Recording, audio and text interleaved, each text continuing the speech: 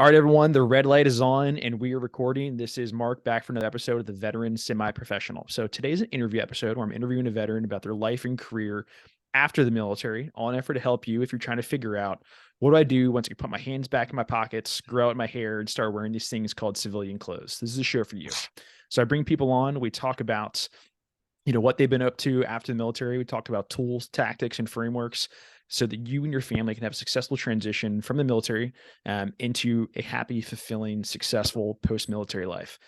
I am super excited for today's guest, Charles Lynn Lowder, absolute legend in the veteran community, big guy. And we're going to be talking about, his career, talking about time in Vietnam, and then what he's doing now for veteran entrepreneurship. So really excited to have Lynn on the show today. So Lynn, if you can take a minute, introduce yourself, I'd appreciate it.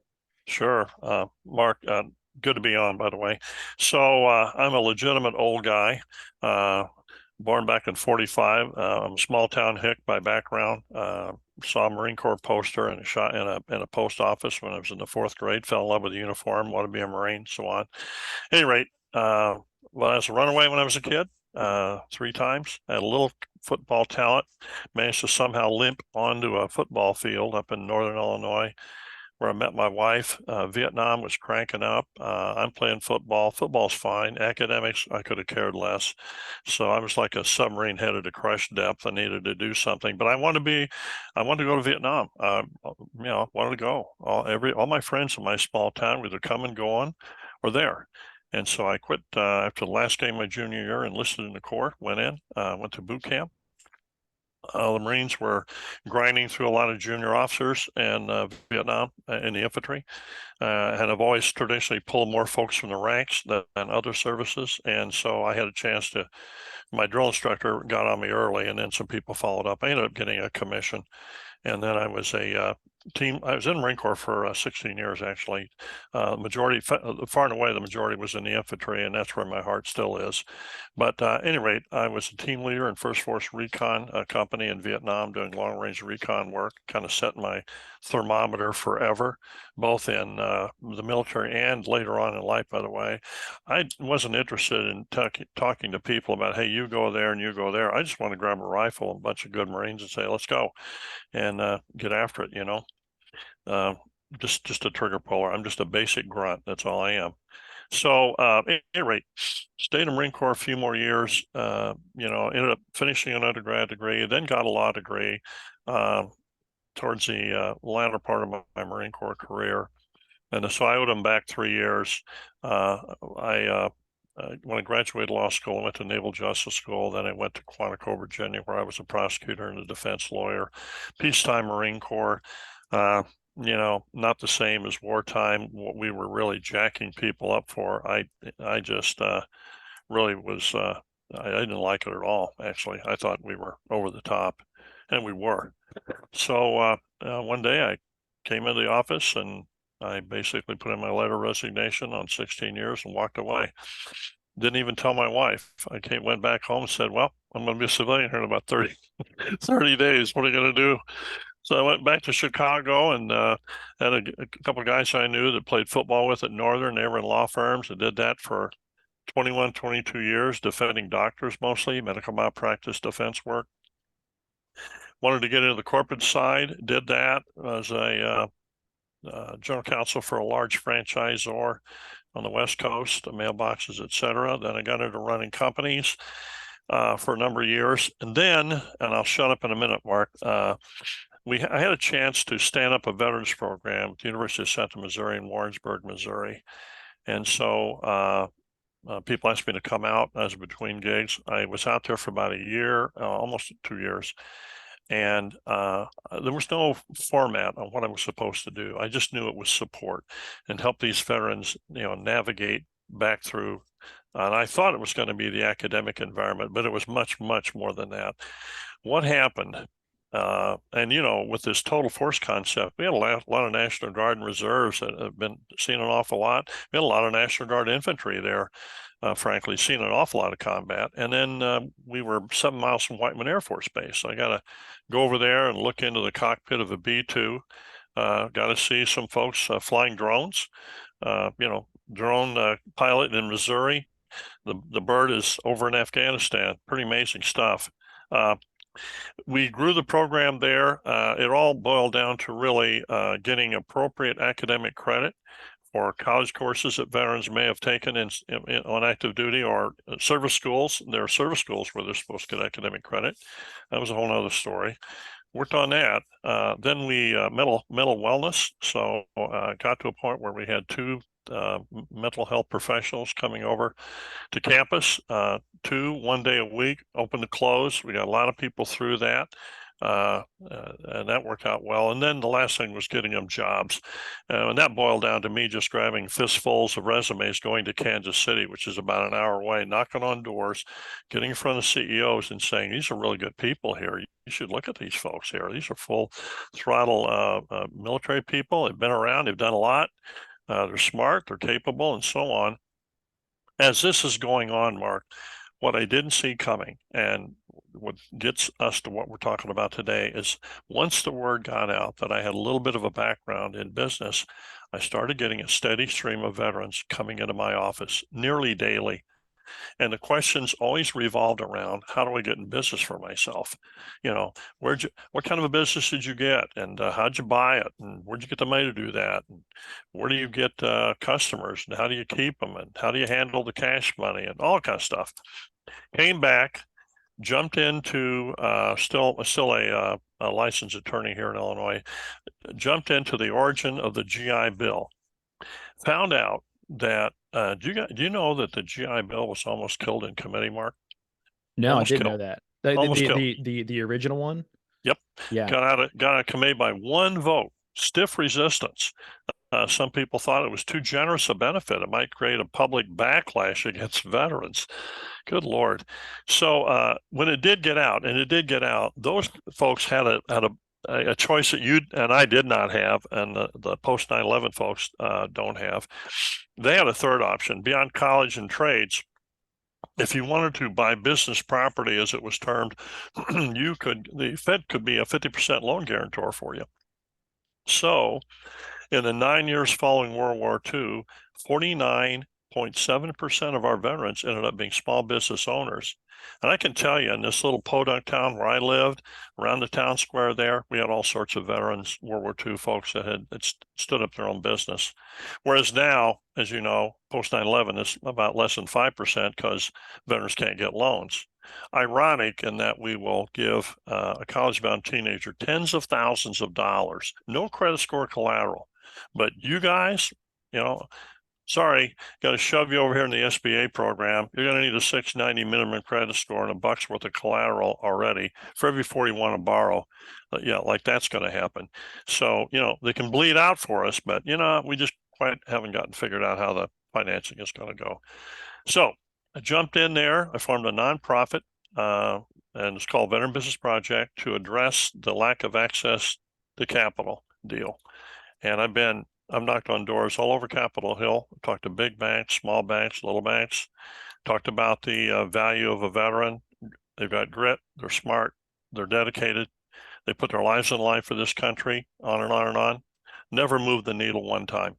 Never moved it one time. Sobering experience. Banking has changed. George Bailey, that famous guy that's portrayed in the movie It's a Wonderful Life at Christmas Time, George is long gone. He's not around anymore. Those banks have all been bought up. So went on the SBA Advisory Committee for Veteran Business Affairs. I was there for 4 years. I've been watching the flow of money, where it goes, where it doesn't go. And I can go into this a little bit later, but I came across a program called the Community Development Financial Institutions Fund out of Treasury. And that's realizable money that veterans can use to get into business for themselves, either buying one or standing one up. We are very big at Veteran Business Project. That's all we talk about, is buying existing businesses, because there's a ton of them out there. You already got customers, you already got cash flows, all the rest of that stuff. So in that process of looking for money, I started getting calls, a lot of calls, from baby boomers wanting to sell their businesses. It's called the silver tsunami. It's what people are calling now. SBA was not aware of it. After me yakking about it for about 4 years, I think we finally got some people's attention. But it's a major issue right now. We have a lot of small businesses that need to stay open, that need to keep producing, and we need to have people taking those over so we're not shuttering businesses. The backbone of the American economy has always been small business, and so we need to maintain that. And there's a defined spot for veterans in that space. And I've come to believe, I mean, I'm talking urban, suburban, and rural. I can go into that. There's a trend now for veterans going to small towns like the one where I was raised, where you're not anonymous, where people know who you are, where people fully appreciate what you've done. And if you have a business, they're going to support you. So that's kind of where I find myself now. We are in all states around the country. We're a national nonprofit 501c3. And we match veterans looking to get into business with businesses looking to sell. We pair them up with one-on-one with a seasoned entrepreneur, not a college professor, somebody that's done the very same thing that veteran wants to do. Well, this person's done it for real. And we coach them through from due diligence all the way to buy sell. And one last comment, I'll shut up. I know there was a question about 10 minutes ago. I can tell you, Mark, coming back, team leader in First Force in Vietnam, I never fully fit in any civilian job I've ever had. You know that when that bolt rotates in, when you get that final lock, when the bolt locks down, click. Yep. Never had that final click in a civilian job. That what we're talking about here is that where I belong, where my heart and soul resides, and it sure does on this call, and it does in the veteran community. That's my tribe. That's who I belong to. That's who I want to be with. That's who understands me. Nobody cares for us like we care for ourselves. Nobody gets us like we get ourselves. And so we've got everything it takes to win. We just need to pull together, I think, more cohesively and help one another to get there, because we're all about fighting as a team. Everybody on this call knows that. We don't fight alone, fight as a team. And we've got everything that the World War II folks had and more, I think, and more opportunities actually than they had. They were all in a stand-up world, startup world. We're not in that place right now. Anyway, I'll shut up and catch a breath here, but thanks for giving me the floor for a while. Oh Appreciate my it, man. gosh. So much stuff we can dig into here. And I'm really excited to talk about the Veterans Business Project in particular. Sure. But before we get there, actually, I kind of want to go back to, but before we hit record, you and I were chatting a little bit, and you were talking about, being a combat Marine, coming back, Mm. being back in the United States during the Vietnam War, and like what Yep. that experience was like. Because I know, we of the post 9/11 generation had a very different experience than, what you all went through coming back. We were greeted off the plane with, balloons and trumpets and bands and people handing out candy and everything to us. It was a very positive environment. Can you just talk a little bit about, what you and the people you served with went through when you came back from Vietnam? Sure.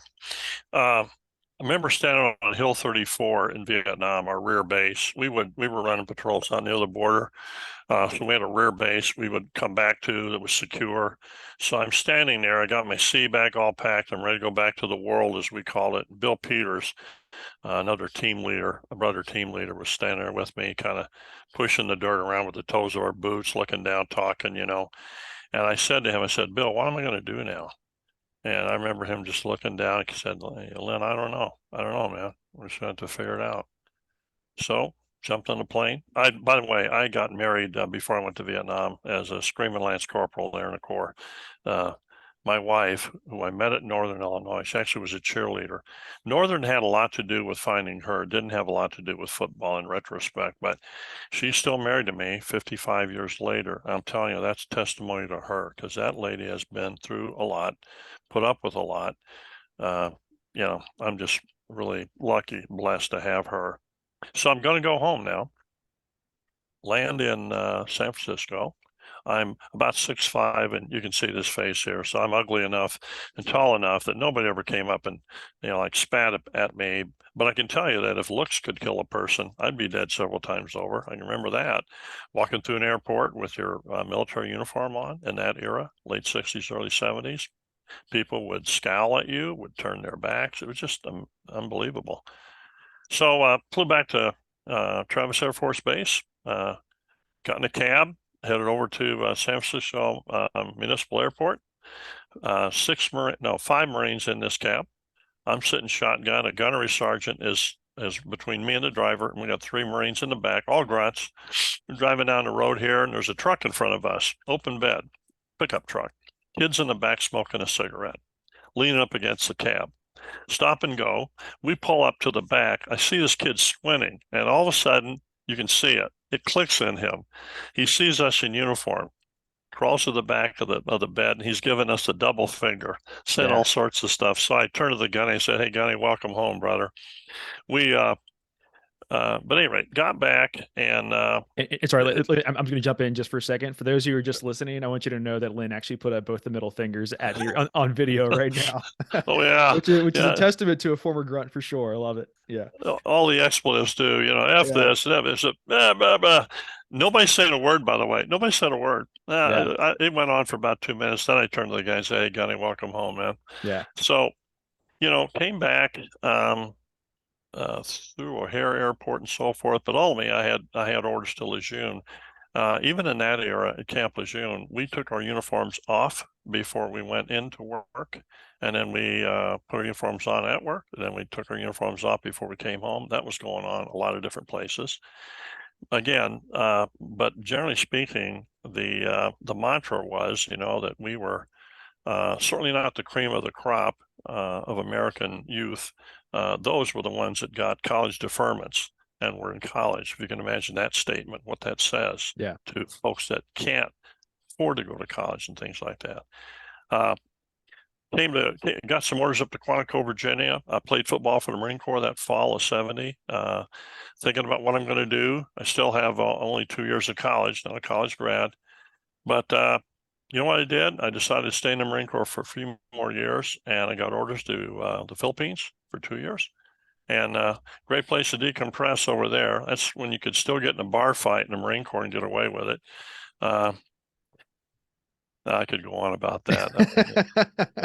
That'll be a separate podcast with us. Oh my God. Yeah. So anyway, and then got orders to Okinawa. So I was there for a year. Now 3 years outside the CONUS, which was perfectly fine with me. But then I had to finish up college. So I went back to Illinois in the mid-70s. Things had started to change, but even when I was there finishing up, I didn't say a peep to anybody about the fact that I was a Marine. Figured I might be penalized for that.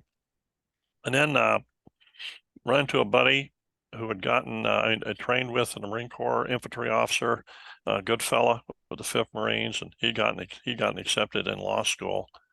I had a little academic confidence after being in Illinois for a while, Mark, but it's amazing what you can do if you stay sober, if you go to class when you're supposed to, sit in the front row, take notes, and then review and then spew back the stuff they gave you. Who knew? You get grades. Amazing. So the grades had gone pretty good at Illinois. I had a little academic confidence. I wasn't quite as stupid as maybe I thought I was. But this buddy of mine I ran into had played defensive end at Wake Forest. I ran into him in Okinawa. He told me he was going to get out of the Corps and go to law school. And honest to God, Mark, I thought to myself, holy crap, if this guy can do that, maybe I can. Honest to goodness, it stuck with me. So somehow or other I got accepted and I became a lawyer. And then the last 3 years in the Marine Corps was as a JAG officer. And I got my last year and a half, I was defending Marines. And that set my temperature there with peacetime goings on and what we're grinding people up for. Our people, we're training warriors. We're supposed to be. And people go and do things. They go do things in combat. They're going to come back and decompress. Combat makes adrenaline junkies of us. It just does. And they're going to come back. They're going to get in bar fights. They're going to get a DUI. They're going to do those things. It doesn't mean you throw them on the ash heap. There are ways of working with people, but that's what warriors do. So got my fill of watching Marines get jacked up, and I went ahead and got out, like I said, and came to the civilian world and started trying cases. And I stayed through. You know what it was, Mark? Honestly, I was out coming back. I was outside CONUS for 3 years. Mm-hmm. You could raise the roof in Subic Bay, believe me. And boy, did we ever! We worked hard, we drank hard, we partied hard, and that was still in an era in the Marine Corps where hey, it was kind of expected. If you're going to go do something, do it, do whole Right. hog. I probably shouldn't say this, but I got into when I landed at Subic Bay Naval Base, within an hour of getting picked up, I was down at the Officers Club in Subic Bay Naval Base. I got in a full-blown bar fight with this buddy of mine, this Marine officer I knew there, rolling around on the floor of the Officers Club, pounding around it. These were two SEALs, by the way, to my SEALs brethren. Uh-huh. I think we got the better of them. Actually saw a guy get lifted up and thrown into a whole bottle. When you see bars and all those Uh-huh. bottles of whiskey and stuff, Uh-huh. actually saw a guy get launched right into all those bottles. It was spectacular. I always wanted to see something like that. I got to see it. It's amazing. I don't remember a thing that I learned in undergrad, but I remember seeing a SEAL go into a whole bunch of whiskey bottles, and man, it was outstanding. Uh, only to find out that the CO there at that point the Marine barracks was a reformed alcoholic. Oh no. Yeah. When I heard that, I said, "I'll be relieved. I'll be sent it back. I'll go back to the States." I guess he favored the Marine that I was in the fight with a lot. He was kind of like the kid he never had. We survived. The thing about it is, we survived. It was a different Marine Corps, Yeah. different point in time, a lot more tolerant. I think of just things that happen. Yeah. Whereas post 9/11, oh my God, I mean, what I hear now, one DUI or, a bar fight, God forbid, they're going to send you out packing on your hind end. Uh, Kind of the perfect storm of both things. A lot of combat, you guys, 20 years of combat. And then you're going to have people act like choir boys when they come back. Not a good deal. Right. So loss of institutional perspective leads to a lot of that. And to that extent, too, back to what we're talking about here, DOD and the services, when people get out, the left fork in the road, get a job.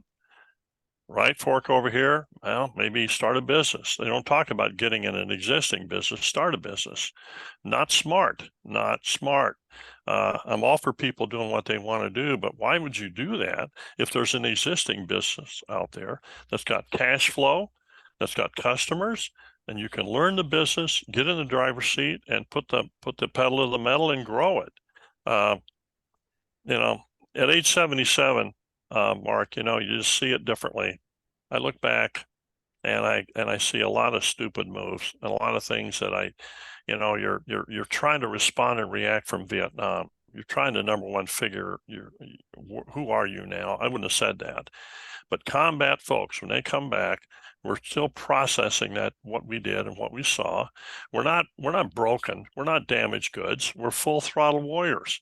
But we're looking back. We're trying to figure out how that all went and how am I going to go forward, which means then what's my lane in life? And the military has these TAP programs. I participate in them up at Great Lakes Naval Training Center, but it's mostly a review of different places you can go and to do things and get things. But there's not a lot, from what I can tell, a practical discussion on what's that path in life, and the fact that 50% nearly of World War II folks found a meaningful life, building a business for themselves, and then moving on ahead from there and having equity and owning that business down the road. On the other side of the coin, if somebody had done that, we wouldn't be having this conversation, I guess. Because as limited as I am in ability, Mark, got pulled into that space. I didn't start out to do this matchmaking, which we call V-Harmony, by the way. There's E-Harmony to get a date. Our business operational model is V-Harmony. I love that. The matching of veterans looking to get into business with existing businesses. Had I not stumbled around for decades trying to find my path in life, I wouldn't be having this conversation today. And I hope that whoever's listening to this can understand that this is, at age 77, we don't have time to screw around here. I want some people to, I want to help people find their way, and people need to find their way. In our era, there was no one talking about this. And as far as I know, we're the only entity in America that's doing this business matchmaking business model. And so I thank you for letting me jabber on here. I want to get the word out far and wide about this program, what we do, how we do it, and why it's relevant to veterans today and their military spouses too. We'll help them. And once you get your teeth into something that you really love, and it's supporting you and your family, and you're building for yourself, I'm telling you, then now you're in the space that you and I know so well, where we're fighting as a team. Now, we've got more people doing this. We can coach, we can mentor, we can do all those things, because nobody is going to do that for us, or care to even do that like we will and do for each other. That's the deal. Now I'll shut up. Man, I love hearing you talk. There's just so much wisdom and experience and goodness and everything you're saying. And so, in a second, I kind of want to get into more of the details of the Veteran Business Project and how you started hearing about the Silver Tsunami and how you all work with veterans. I just want to tell you a quick story that I think you'll appreciate about the veteran community and our tribe taking care of each other. Okay.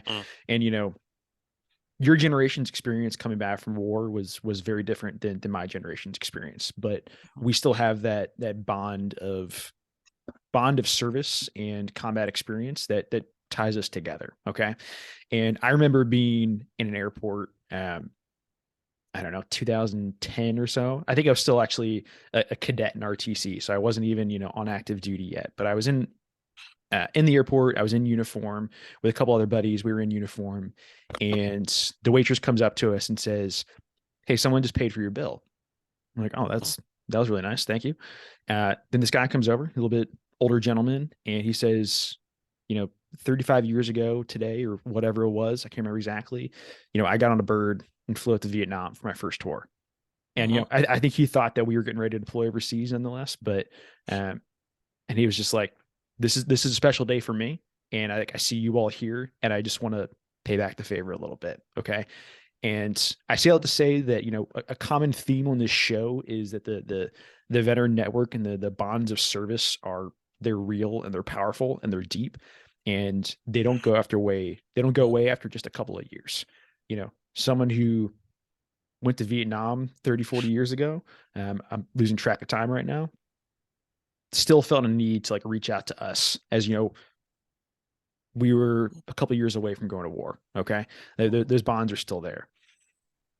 Can you talk when you first, you mentioned you started getting approached by business owners of saying, "Hey, I'm looking to sell. I'm ready to retire. I'm ready to exit. And, I think a veteran might be a good fit." How did this kind of first conversation start? Did they just start reaching out to you because they knew you had experience in business and were connected in the veteran community? I'm kind of curious how that process started. Sure. Well, what I envisioned here was a grassroots movement.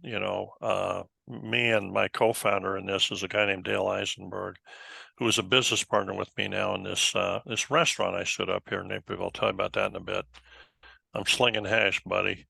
I probably should have been in my little hometown anyway to begin with. If I'd have been slinging hash like I should have been, we wouldn't be having this conversation. That's what my wife would say. Yeah, right. So would you be saying what you're saying and doing what you're doing now? The answer is, of course not. Anyway, so we were small.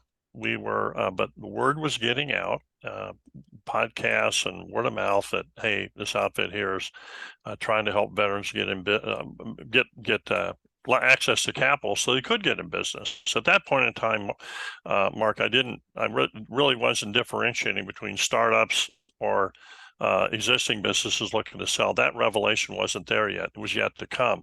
What started is we started getting a few phone calls from baby boomers looking to sell and want to sell and retire. That's perfectly fine. These are businesses that they founded in their hometowns, they developed.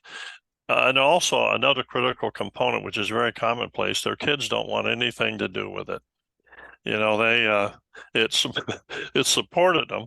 It probably got them through college or wherever else. But now when it comes down to taking over mom and pop's business, well, they're not interested. So they would hear about us. They would call us up and say, very forthcoming. Both these were civilian owners as well as military owners. I should say that too. Just average folks building a business, built a business, now want to retire, and our kids are not interested in it. And we heard about you. Is it possible that you could introduce us to a veteran or two? So, at any rate, we got a few of those calls. Dale and I sat down and said, what do you think? And well, anything we can do to help veterans, of course, and it's a natural thing to do. So we said, well, let's take a shot at this. So Dale has a business background. He's been in restauranting for 47 years, very successfully. His dad was a World War II pilot. So I met Dale in the restauranting business, so to speak, just by reputation, actually.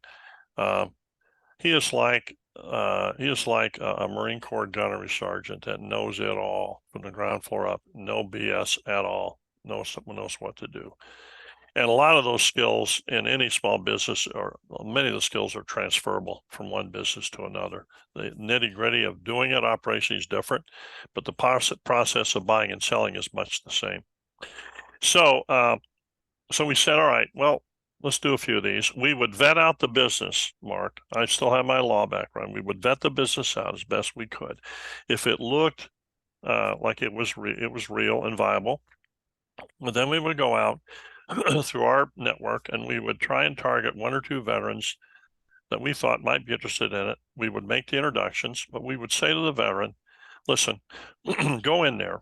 If you want to do this, get in there and work in that business for a while, get a salary for yourself, and just see if it's your cup of tea. We would tell the owner, look, we got a veteran here we're introducing you to. Now, I want you to work with them, help them get their feet on the ground in that business. But if it's not that veteran's cup of tea, tell them exactly your assessment. We don't want them in a bad situation. So that's kind of how the whole thing started. And then over time, we loosely called it the apprenticeship to ownership program.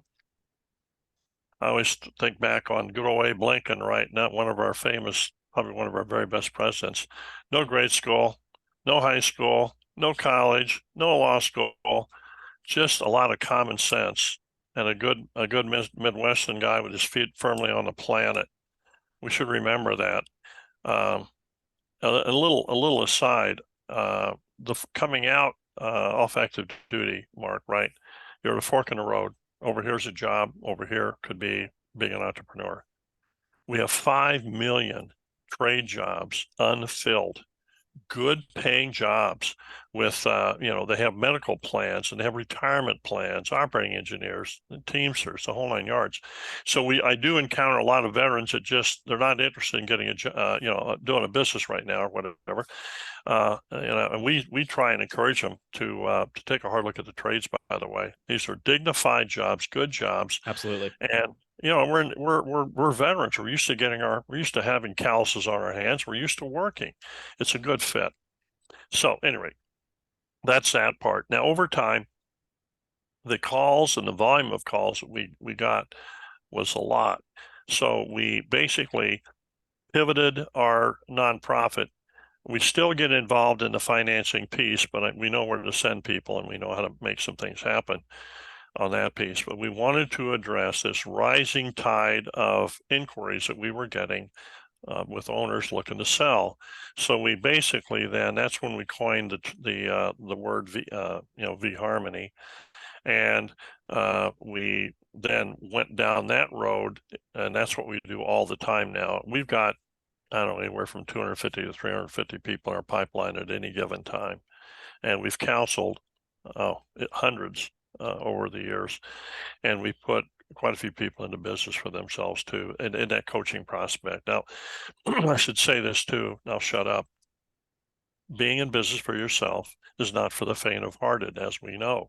So there's like about 7 defined steps in the process from due diligence to buy, sell.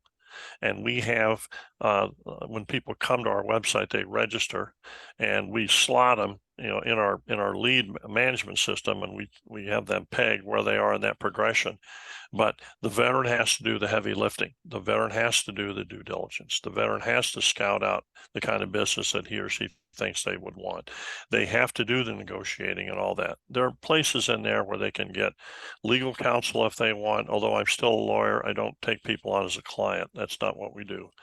And then when you get into the buy sell, we've got a lot of experience in that, but we recommend, that they talk to a lawyer at that point for sure, and an accountant, make sure that you're getting a good deal. So that is that's what we do. We've been self-funded for almost 11 years for the most part, but I should say, and we just put out a news release about this. I don't know if you've ever heard of an outfit called the Duchessois Family Foundation, Mark. Mr. Duchessois, the founder of that organization, originally started working and putting together and manufacturing rail cars, couplings, and then rail cars and everything. Made a lot of money. They were, and they're here in Chicago. They own a number of different businesses now. Craig Duchessois, who's a gentleman I know, Vietnam veteran, Marine, and he has got the leadership. Their father has since passed on. He was a tank commander in World War II, a couple of Bronze Stars, a real patriot. Craig has the mantle of that. They formed the family foundation. They owned Arlington Racetrack here in Illinois for a number of years, sold it to the family that owns the Bears and so forth. They gave us, at the end of last year, a $10,000 donation, which was wonderful. Just about 3 weeks ago, they committed to us for $1 million over a 3-year grant. And now this call is very timely. Now we're going to be able to put together a much better marketing plan to get the word out across the country, deeper, wider, further, and also to bring on more coaches and to beef up our tracking system so the throughput can be better, Mark. Simply that, getting the word out, people registering, and then we get them through that pipeline one-on-one and grow it. And then we want the veterans to get into business, be successful, hire veterans, mentor them, again, because nobody cares for us like we care for each other. So that's this is what keeps me awake at night, thinking about all this stuff. But it's I've never had a more fulfilling time in my life, never, than now. Well, one, I'll say that's tremendous news on that grant. I mean, $1 million over 3 years. That's big news, and going to really help Veterans Business Project get in front of a lot more people. That's tremendous. And to kind of circle back to what a theme that's kind of been persistent through this conversation of veterans helping veterans, and I've seen that a number of endowments and foundations across the country where even if maybe whoever is heading up the foundation now didn't necessarily serve, very often they had a family member who was a veteran, or their grandfather was in World War II, and that tie and connection to military service is still persistent in their family values, and they want to pay it forward to the next generation of veterans, which I think is super cool. And it's empowering to me in many ways. So can you talk to me maybe some of the mechanics of if someone is thinking, okay, I might want to buy a business, I want to engage the Veterans Business Project. I know there's like a coaching mechanism and everything involved. Are there constraints on geography or anything? You talk a little bit about like the process for someone if they want to start working with you all. Sure. Well, on the intake side of it, it's generally at the outset, it's going to be Dale, me, or our Chief Operating Officer and Veteran Business Project, who's Tracy Grant. So we get people that are looking, tire kickers, if you will. It's interesting how the population is kind of in one camp or another. Either they come and they're thinking about it and sizing us up. They're not really sure yet. And then we have people coming right through the door that know exactly what they want to do. They've got the business targeted. In some cases, they've even negotiated. And we come sooner or later, if anybody goes through, we're going to deal with the financing part. That's a constant, Mark. That's a constant. but getting there and getting through the process. So we get an inquiry, we pull it up on our lead management database, and we send back an email, and we encourage them to call us. In some cases, I send out an email with my number and say, give me a call. In some cases, I've actually called a few. But again, we want people to show due diligence and to show interest in a meaningful way. They will get a response back from us by email, a little bit more information about who we are, some articles about us. We've been on local, regional television. I was on national television here a few weeks ago on Fox News. So we'll show them some of that information, and then for the next step would be them coming back to us and wanting to have a call. And we schedule a call and we talk pretty much like we're talking here, zeroing down on what's your background, what have you been doing since the military, what did you do in the military, how did it go, what are you doing now, what are you thinking about, to kind of get a sense for where they're at in this whole process. Now, one thing that we know, we have these EBV schools and programs around the country, boots to business programs, which didn't exist post World War II. So think about that. The rolling start that we have now for veterans, because you want to make sure, as we say it, that you're match ready. You want to be match ready. So whether that means if you have an undergrad degree, maybe in business, or an MBA, that would be on the very, very far side of things. But have you ever been around a business? Do your parents own a business? Have you taken any college or junior college courses? Have you read any books? I mean, there's tons of information out there on the mechanics of running a business. There's no mystery to it. There's experience and learning from other people that have done it. And that's where the education side, either sitting in a classroom or reading a book, that's where that all comes into focus. When you and I were trained to shoot a rifle, we just they didn't toss us a rifle and go out the range and start blowing rounds down range, right? We had to read, learn, take it apart, put it together, and that snap in, and then eventually go out and shoot that weapon in a controlled environment. And then we go down and we do it for real. Well, the match ready part is an important aspect of that. And in talking to people, you can learn a lot right up front about where they are and what their understanding is of business. Do they really want to do it or not? And no judgment there. We have people sometimes that register, and we have that first meeting, and then they fall off the radar scope and we don't hear from them ever. Or some people come back, months later and say, well, I thought about it, now I would like to go forward. That's fine. That's fine. Once in their database, we'll work with them. And that database is proprietary to us. That information goes nowhere, stays with us internally. So we want to know right up front their level of interest, and if they're match ready. Do they know the pragmatics of a business? Now, you've heard that old saying about, if you're going to find something to want to build a business, have a business, find something that really ignites a passion in you. And those are words, but hopefully in the conversation that we've had thus far, it's coming across to you that I really care and love what I'm doing about this. I wish I would have been doing this for decades, but here and now, if you got something within your heart that fires you up, the whole thing here, let me just stop for a second. Do a lot of talking to young groups and inner city kids on character and leadership. Character, what is it? Where do you go to get it? And what do you do once you have it? Veterans, we know what servant leader means. We know that the more rank you have, the more influence you have. That just simply means the more, the more folks, sailors, soldiers, Marines you're leading. It's going to take more. You've got to plow your life into them. You got to plow your day into them. You've got to lead them by example, which means encouraging them, helping them to develop their skills and all that. That's what life is all about. Another way of saying, there's no U-Hauls behind a hearse.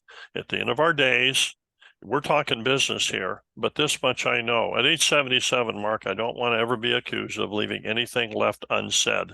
So at the end of our days, I tell people when I talk to them, only two things will have mattered in our lives, only two. Who do we love and who do we help along life's path? Nothing else matters. All the stuff goes to somebody else and becomes their stuff. It's about we're in this together. We are here to support and help one another. That's exactly why we have life's breath within us. It's what we're supposed to do. There's any number of ways to serve one another. Business, for sure. Customers, your family, a doctor, a lawyer. There's any number of ways to do that. But the whole point is to get outside of ourselves and start working for and helping other people. When you find something like that, Mark, there's all sorts of ways to do that and do it in business for yourself. If I can help you find that thing, then now we got it going. Now we can find a way to build a business around that or find a business that is in that space. And from there, it's like I wouldn't even exist. You would take it from there. We coach people through that process, but that's the important part right up front. I've talked to Mike Haney, who heads up the EBV program at Syracuse, founded it. And I asked Mike one time, what was his, one of the more success stories that stuck in his mind had to do, I think it was with a soldier or a Marine who had signed up for the Syracuse program. There's the computer, online component part, and then you go out there and you drill down in person, residency part. And this guy showed up out there and didn't know what he wanted to do yet, hadn't figured it out. So in the process of the being there in the residence course, then he figured out what he wanted to do. And what he wanted to do, like you have these manufacturing plants or different businesses, well, they'll have like lockers, things to be fixed, things hanging off the door and doors hanging off, and different handyman kind of things to do, and different businesses, big and small. Well, he developed a business around that whole concept. He had his vehicle, a truck, and the whole 9 yards. Guy's a multimillionaire now, by the way. And not, it doesn't all have to be boiled down to how much money you're making, but in that particular case, it was pretty spectacular. From thinking, I don't know what I want to do, to thinking, well, I'll go and fix stuff, turn some wrenches, turn some screws, get some things done. He found something he really loved. He liked to help business people get their businesses shaped up. He liked to help people that were working there, and that's what he came into. Should also tell you that I think that there's dignity that gets overlooked in manual labor. We're grunts. There's something about busting a sweat. There's something about calluses on your hand. There's something almost holy about it, in my view. We know that veterans, I'm a small town hick, so I worked on farms a lot when I was a kid. There's something about putting your fingers in dirt. There's something about busting a sweat. There's something about getting dirt on you. It's just, I don't know. I never got as much satisfaction signing a seat in an office with my butt as I have going out and working, doing manual labor stuff. So there's dignity in that. That gets us over into the trade side, but you can own a business, as you know, Mark, on the trade side. We got a guy out here that has got he's a Navy chief that's got a really great electrical contracting business. We know another guy that's got a plumbing business. He owns his own business. He's a union plumber. He wants to sell that. I want to find a veteran that will want to step in there because this guy's making a good buck. Coming back though to what started this conversation, or this particular aspect of our conversation, is helping these veterans figure out what is it within their hearts that they love doing. If we can zero in on that, then we got a good chance now of going through the identification. We got like a 4-page exhaustive due diligence document we give to them, so they can, once they identify a business, talk to the owner, see if the owner's ready to go. We've actually had people walk into a business that was of interest to them and just ask the owner if they'd ever thought of selling. And it's happened a couple times. You just wouldn't, you never know if you don't ask. But the veteran has to get involved in this, has to jump in and not have us drag them through it, not push them through it. They got to go through it and lead out in that process. defining what it is they want, what kind of business do they want. Having done that, now we talk about some conversations about the due diligence aspect of it. And even better yet, if they can get in there and work in it for a while, that's certainly due diligence. And then we get into the negotiating part. Then we get into the let's buy it part. And, negotiations on price, documentation to make all that happen, financing, a big, big part of it. Let me say this, that we've had situations. I talked about that treasury program, Mark, early on, CDFI, Community Development Financial Institutions Fund. People can look it up. Max loan of $250K. Now, that may not sound like a lot, but in terms of buying a number of small businesses, that certainly gets you in the ballpark to begin with. We've had owners that have taken back a subordinated note, and that's been able to make deals happen in some cases. There's a trust there, so that there's a promissory note between the buyer and the seller, but that note is subordinate to the primary method of financing, which could be through a CDFI loan. There's some creativity there that can happen, and if you've got one veteran selling to another veteran, frankly, there should be an understanding there that would not necessarily be there in another kind of buy-sell arrangement. So that is the general flow of it. But those initial conversations, when we have conversations with people, we meet people, and even on this phone call, what are we doing? Well, we're sizing each other up. Somebody says, oh, you're a veteran? Yeah, we're just served thus and so. Well, that's the date. Vietnam veterans, right? Where were you? I always go this route. When were you in, brother? And they tell me, I said, what branch were you in? Okay, what was your MOS? Where'd you go? Where'd you serve? And, I think you probably heard this. There's like, I don't know, 2/3 more people that say they fought in Vietnam or were in Vietnam than were actually there. We were lower than whale crap for years. Now we're almost like a fashion statement. You know what I mean? So, but we're sizing people up. And when we get into this coaching relationship with veterans coming through the pipeline, and we are coaches, they're trying to figure out if we're for real, and we're trying to figure out if they are for real and where they're at in that process. Trust.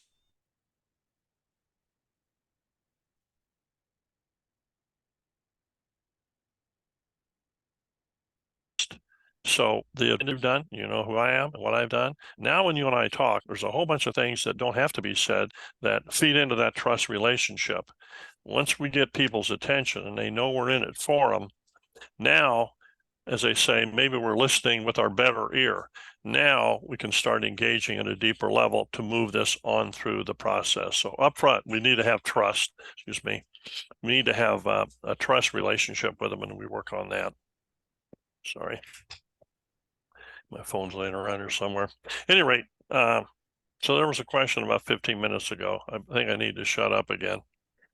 Well, yeah. I mean, I love listening to you talk, Lynn. There's just so much wisdom in everything you're saying, and I think you and I connect on so many good levels on when it comes to veterans buying businesses and why it's such a good natural fit, not only for the veteran, the business owner, but I think like America at large, really. So we're winding down to the last couple of minutes, and so in a minute, we're going to get down to the closeout section. We're going to give you an opportunity to pass any last thoughts to the crowd. Two things I want to highlight before I get to my last question. In kind of talking about the process of someone coming, intaking into Veterans Business Project. Two things that I want to point out for people. One is like you have to own your journey, whatever it is. If you're going to college, if you're going to trade school, if you're going to go after owning a business, like you have to own it. No one is going to hold your hand. There's a support system in place to walk you through the process to help you out, but you have to show up. And sometimes it's as simple as just responding back to an email to set up a phone call to get the ball started. You have to show up and be ready to perform. You have to show up and start wanting to make it happen.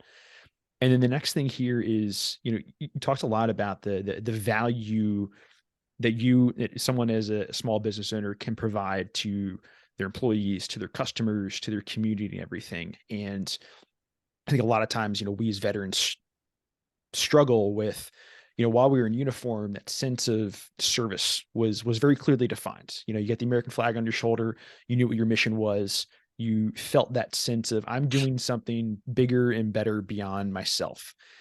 And oftentimes we can struggle with that after the military.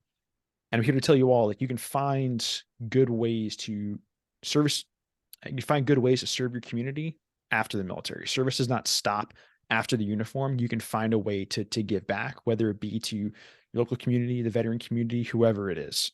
There are absolutely ways and path forward to do that. And small business ownership can be a way to go about pursuing that path. Well, Lynn, it's been an absolute just pleasure to talk to you this morning. This has been a fantastic conversation. Such a wealth of information, wisdom, and just some great stories from you too as well. So in a minute, I'm going to pass it back over to you. Provide any last thoughts, parting shots, words of wisdom to the crowd. Before I do, there's a question I always ask my guests. So if you think back to your time in the Marine Corps, what was the best and or worst chow hall you ever went to? Most guys and gals, we complain about military chow. You know what I mean? The mess halls, when I was coming in, especially. Truth of it is, most of those folks had never eaten so well in their lives. And that's the truth. You're not eating at the Ritz, but you're getting 3 squares a day. So honestly, when I first came in, the best mess hall I ever had was one there peddling. You could go in on a weekend, literally. If you wanted to eat a dozen eggs, it was like a holiday routine on Sunday. You could eat a dozen eggs.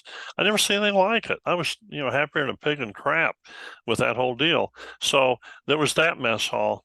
Then the worst one. When it comes to worst, there were times in what we did in operating long-range patrols.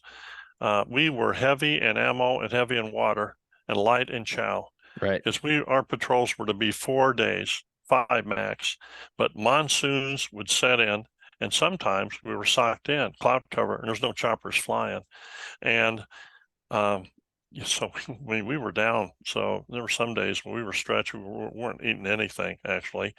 So you learn to develop a real appreciation for food. Maybe this is another way of just saying this. One of the happiest moments of my life, Mark, to this day, this is straight at it, is going into a daggone grocery store and going up and down those aisles. You can get whatever you want, as much as you want, and eat it. I just, oh God, the things that stick with you. I don't think I ever had a really bad mess hall, but what I was getting to was when those patrols would happen and we were socked in, we couldn't eat. Sometimes we couldn't even move. We were in places where there were a whole bunch of people around us. But getting out of there and being able to go and feed yourself, oh my God, what a blessing it is. The good thing about food is it's not, nobody talking, what have you done for me lately or nothing. You're just feeding yourself. It's wonderful. Yeah, God, I could go on and on about this, just the value of the little blessings along the way. What I want to say to people, if I could just say that, Mark, listen, anybody listening in, you thought about being in business for yourself, you can. You've got the guts to do it. You've got every bit of talent the World War II people had. The idea is are you fired up enough in your spirit to want to do the grunt work, every day to get successful? You have what it takes. If you decide and make up your mind, you're going to do it. Nothing new under the sun. Everything that needs to be done, somebody's done it, and you can learn from it, learn from other people. At the end of the day, when we're all done, nothing worthwhile in life, as we know, comes easy. Not one thing. Proudest day of my life to date was when this Colonel Terry said, from this day, graduating from boot camp, San Diego, I was a screaming PFC, right? He said, from this day forward, you are and will always be a United States Marine. Felt like my chest was going to explode wide open. Felt like I'd leap a building with a single bound. Felt like Superman. Felt incredible. Why? Because we had busted our butt to get there. That's why. So if it's a marriage, if it's a job, if it's something we pour our hearts and souls into, if we didn't have to do that, if we didn't have to stretch ourselves to do it, we wouldn't appreciate it anyway. So becoming a soldier, sailor, Marine, you had to pay a price. To be successful in a relationship, either friendship or marriage, you got to put your heart and soul into it. It's got to be no BS. It's got to be all you. If you're going to have a job, you're going to have to, you're going to be out there working for somebody. Why not work for yourself? Why not build that for yourself? But to do that, you got to get your butt out of bed. You got to have a fire in your belly to do it. And you do that consistently day after day, you're going to be successful. And success, at the end of in your life, you're not going to have to apologize. One last thing too, we know this for veterans, a 9 to 5 mark won't do it. A 9 to 5 job will not do it. It's in our DNA now to serve other people. There's got to be a higher calling to it. And that's the passion part. If we can do that, all the rest of this stuff, you could figure it out on your own. But we have a big part in that, I think, because I'm 77, I can talk about all my screw ups. And I'm not thinking now like I did then. Crap, I don't know if I was thinking at all. I was reacting. You know what I mean? I was reacting. But there was no old farts like me walking around who maybe would have called me over and said, yeah, Lowder, maybe you're not as dumb as you think you are. Have you thought about being in business for yourself? Here's a guy that did that. Mark did that. Joe Plenzer did that. I'd be thinking, like I saw, like when I almost said the guy's name, the lawyer that, or the guy told me he's going to go to law school, the art of possibility. Yeah. They've got every aspect of what it takes to do it, Mark, if they can find the fire in their belly. And who better and who more deserving of success in this country by way of a job, a calling like that, than our veterans? You. What has kept the wolf away from the door is not the president. It's not those people in Congress that have this fat retirement program for serving one term. Not a single no vote on that retirement program, by the way, just so you know, when it was all voted in, either side of the aisle. They all felt they deserved it, and they felt like we should pay for it. Unbelievable. It's what makes the difference is every generation, guys, just like you, that step across the line. I never say thank you for your service. I don't know how to respond when people say that. People say, what should I say when I talk to a veteran? I say to them, thanks for having the guts or the courage to step up. Now, second thing, do you have a job? We all have what it takes. And there's nothing standing between us and success in jobs. Jobs or business for ourselves. It's up to us, but we can do it. We can do it. And I want everybody out there, if you're hearing this, please consider this. Consider it strongly. And you got something at the end of your days. You will have done something that really is a passion for you. And you can't help but be successful to one degree or another if you have that mindset. Nobody was talking this, by the way, Mark, coming back from Vietnam. People were just reacting, responding. But I want the word to get out there, and I know you do too. Thanks for the time, by the way, and thanks for listening. Maybe rattle on here all morning long.